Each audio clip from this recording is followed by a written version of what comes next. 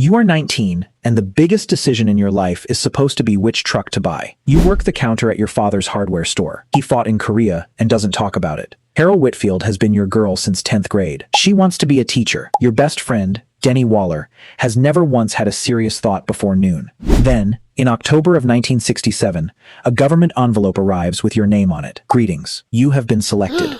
You are drafted. Your mother cries at the kitchen table. Your father says nothing for a long time. That night, your father gives you a lighter with your dates engraved on it. So you don't lose it, he says, like you lose everything else. Denny got his letter too. He tells you it's practically a road trip. Carol asks you to write every week. You promise you will. In November, you board a bus for Fort Benning, Georgia. Fort Benning takes 19 years of being somebody's son and starts over. You learn to low crawl under wire, strip a rifle blind, and sleep through artillery. Denny ends up 2 bunks down. For the first time, the war feels almost survivable. Carol's letters arrive faster than you can answer them. By week 6, your body stops arguing with you every morning. It just moves. Nightland navigation teaches you that Georgia pine forest and Vietnamese jungle have almost nothing in common.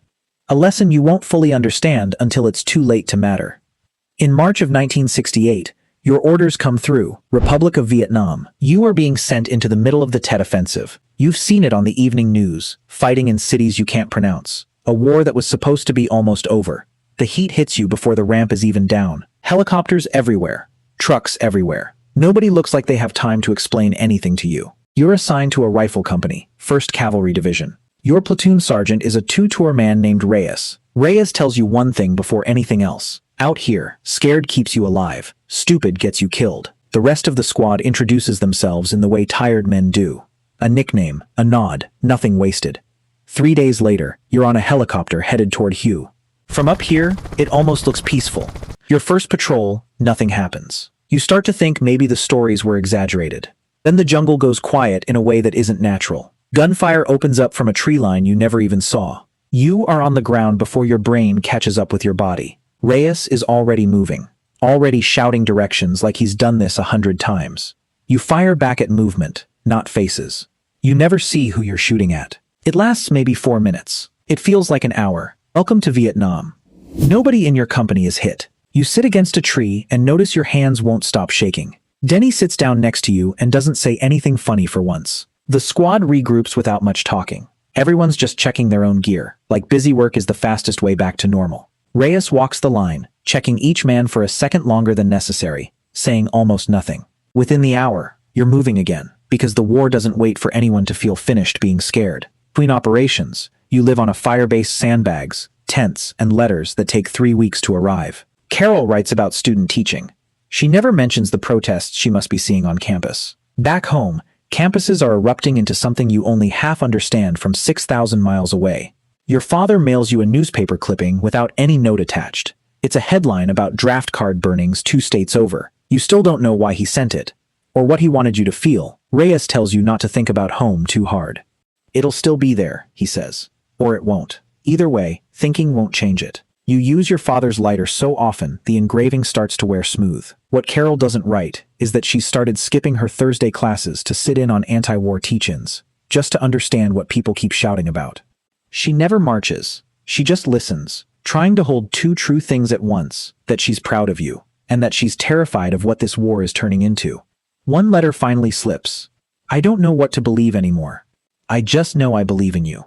Late January, your company convoys north. Word is, North Vietnamese forces have hit cities all over the country in a single coordinated night. 15 minutes from a river crossing, the truck ahead of yours takes a rocket. You're over the tailgate and into the ditch before Reyes even finishes shouting.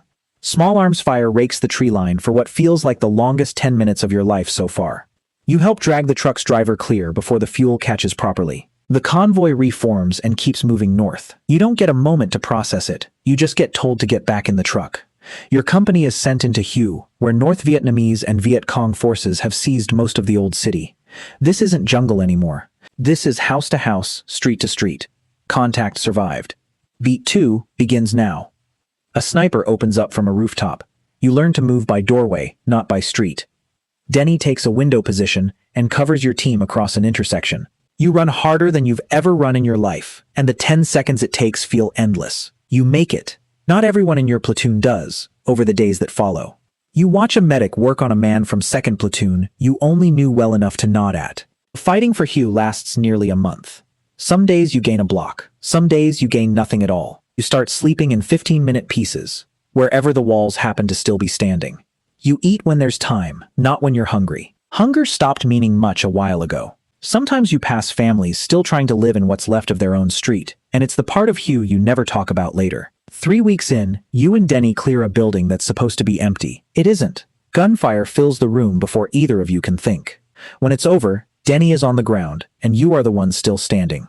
You press both hands against the wound, like pressure alone could undo it.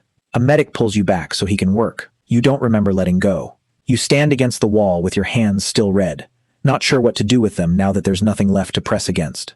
Denny survives the flight out. He does not walk again. You sit alone in that building for a long moment, holding a helmet that isn't yours. The months that follow blur into patrols, fire bases, and letters that get harder to write. In late 1968, your tour ends. You board a plane the same way you boarded one a year earlier, except nothing about you is the same. At the airport back home, there's no band, no parade. Some people won't quite meet your eyes. You're not sure if it's anger, or pity, or just discomfort. Nobody explains it, and you're too tired to ask. Carol is there. For a moment, holding her, the year almost feels like it happened to somebody else. Your father doesn't ask what happened over there. He just nods once and hands you an apron. For just a second, his hand rests on your shoulder a little longer than it needs to. That's as close as he ever gets to saying it out loud. You visit Denny. He's learned to make jokes about the wheelchair before anyone else can. Neither of you brings up the building. You don't need to. Denny gets stubborn about small things now, insists on doing the doorway himself before anyone can help. You watch him do it and think about how strength doesn't always look like it did before any of this started. That 4th of July, the town has its usual parade. You stand on the sidewalk with Carol and clap, but something in you watches from a distance the whole time. That night you sit outside longer than you mean to, listening to fireworks you can't quite let yourself enjoy the same way you used to. Some nights, you sit outside and turn the lighter over and over in your hand. The engraving is almost worn away now. You can still feel where the letters used to be. It didn't stop a bullet. It was never supposed to. You take over the store a few years later. Your father says you finally learned to be still. You marry Carol, not because the old plan survived, but because you build a new one together. Rhea stops by every few years, always with the same joke about how you two are getting old faster than Denny is getting slow. Years later, your son finds the lighter in a drawer and asks if it kept you safe. You tell him no. You tell him it just reminded you that somebody was waiting for you to come back and build something. You didn't come home a hero. You came home a person the war couldn't finish deciding. So, what would you have carried with you? Tell me in the comments. And if you want the next POV, subscribe.